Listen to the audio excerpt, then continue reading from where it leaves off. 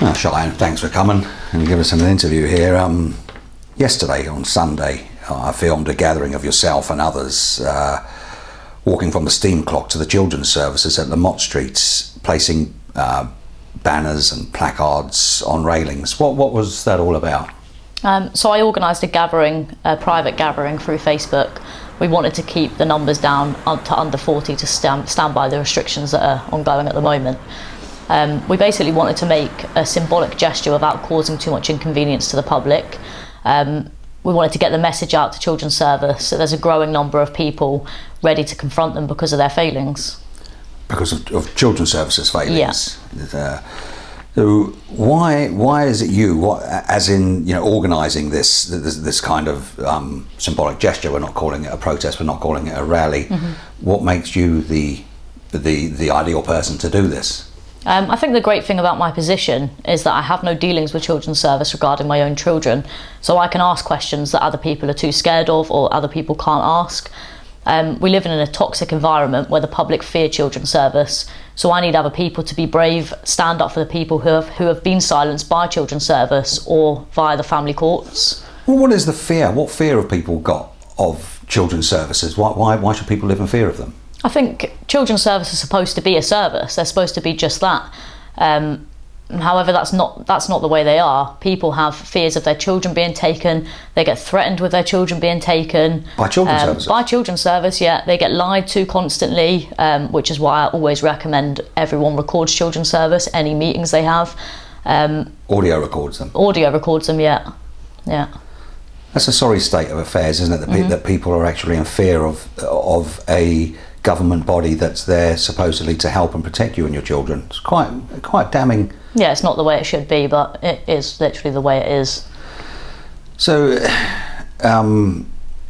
do you think people will get through this culture of fear and start speaking out like you have? This fear that people have got of Children's Services. Mm-hmm. What do you think would make them get over that fear and can't start coming out, speaking out? I think if people realise they weren't alone being victims of Children's Service, then they might be more encouraged by others to speak out.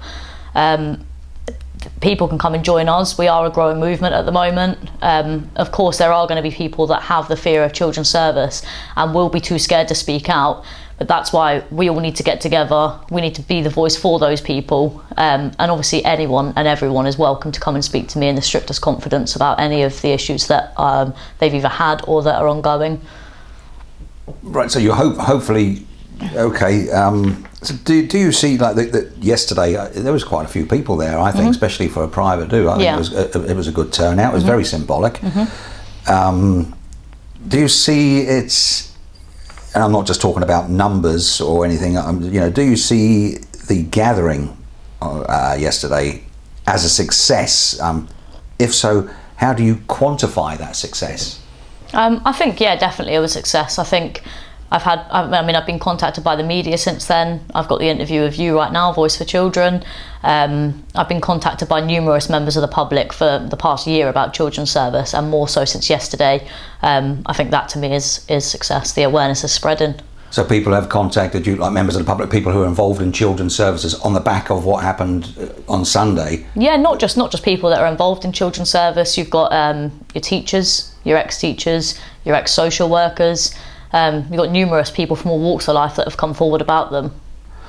What are the sort of biggest failings of our children? Because I tell you, we've just had a £23 million committee of inquiry, mm-hmm. independent Jersey Care inquiry, and we're told we've got a new children's minister, mm-hmm. we've got a new children's commissioner, we've got the children's rights officer, we've got all these people supposedly representing the best interest of children. Mm-hmm.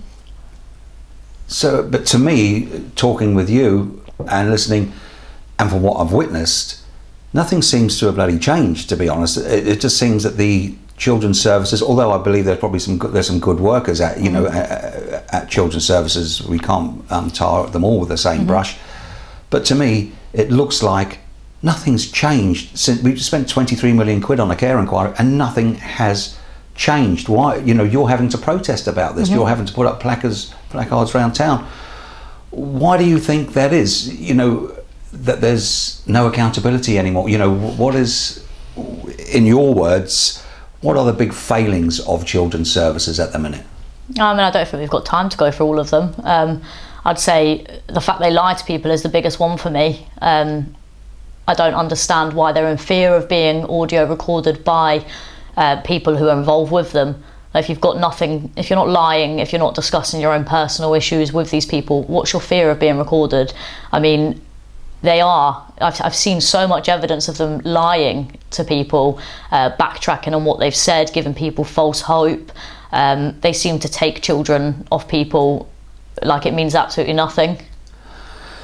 Well, it's, again, you know, you think it's sort of the Jersey way again, isn't it? You, obviously, which was recommendation 7 of the care inquiry. You know, of this again. You and I are talking about a culture of fear now. Mm-hmm. People are fearing the children's services. So, I mean, some fantastic evidence came out at the care inquiry. The survivors had an opportunity to tell their story, but it doesn't look like it's made the children any safer, or the rights of the parents any safer. Mm-hmm. To me, on that aspect, I don't know if you agree, does it seem like it was 23 million quid well spent? No, not at all. I wouldn't say so. I mean, I'm not saying that certain people in children's service don't want to see change, but I think it's going to take a very long time, and they need to realise what their faults are before they can make any change. But I know, I mean, we got to try and keep this quite brief, this interview. I mean, I know the how they still look to protect the system, mm-hmm. rather than protect anybody's rights, including your own rights. We know you've had the GDPR breaches, mm-hmm. and this has been going on since January. January. You've been trying to hold some children's services to mm-hmm. account. Tell us just a little bit about that briefly, if you could, how it started, how you've been passed around from pillar to post. So my complaint was basically regarding my information being sent to a third party from my own childhood, some sensitive information and very personal. I straight away put a complaint in. That was in beginning of January. I put the complaint in, didn't hear anything back pretty much at all until May, when I chose to take it public and put it on Facebook. So you only heard something back after you went public with it? Yeah. So after I'd put it publicly, it then was brought to my attention that the same social worker who had breached my GDPR initially had then breached my GDPR again, which I'll go into further when I can. And 10 days after I posted on Facebook, Children's Service then got in contact with me regarding my complaint, saying that was the first they'd heard of it. So it shows that I was ignored for 5 months. Probably thought, if we ignore her, she'll leave it, she'll be quiet. And that's something I'm seeing happening regularly to other people who have tried to put in complaints. They're not getting any response at all. And it goes back to the culture of fear. People are too scared to push anything further. But I do want people to know that you can push it, you can get the answers you need.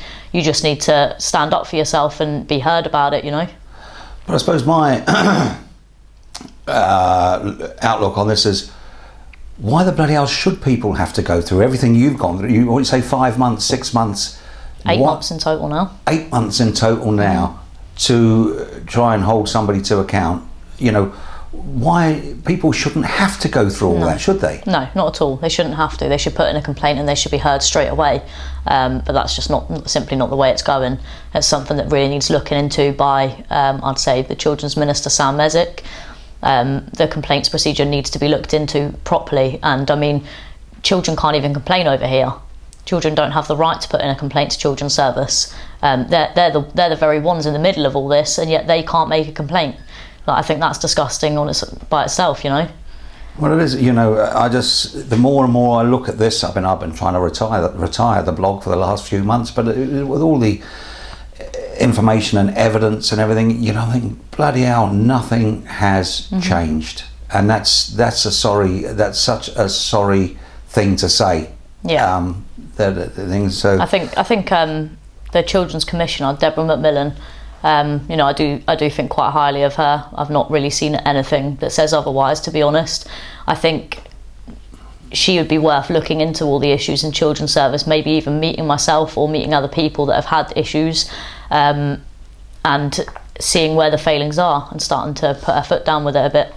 But then she's up against the Jersey Way. How much power has she got? Bigger and more powerful people than her have tried and failed. But every person that's got a voice over here should be the ones using it, you know. And then hopefully you want to get to the stage where you don't have to go and put placards up round town and all the rest of it. We shouldn't be getting at that stage, should we? No, I pray for the day when the service is actually that. It's a service that people can go to when they need help. People can use, instead of fearing it all the time. That day would be the best day. That's all we need. We know we need children's service. We know that there are families that need help, or the children need help. We need the service to be just that. It's got a long way to go. Yeah. So, okay, we wanted to keep this quite brief because people haven't got a very long, not everybody's got a long attention span. So what is your next move? So the next move is we will be holding a public protest. I'm just waiting for the date to be confirmed. Up until then, let's just carry on as I have been, helping people with their cases, encouraging other people to come forward, and I'm willing to help anyone with complaints or questions that they've got. And they can contact you through your Facebook, Unknown Jersey, or through your Facebook privately, and it will stay completely confidential, as always. Okay, Cheyenne, no doubt we're going to talk again in the future. I can see that happening. Definitely. Thank you.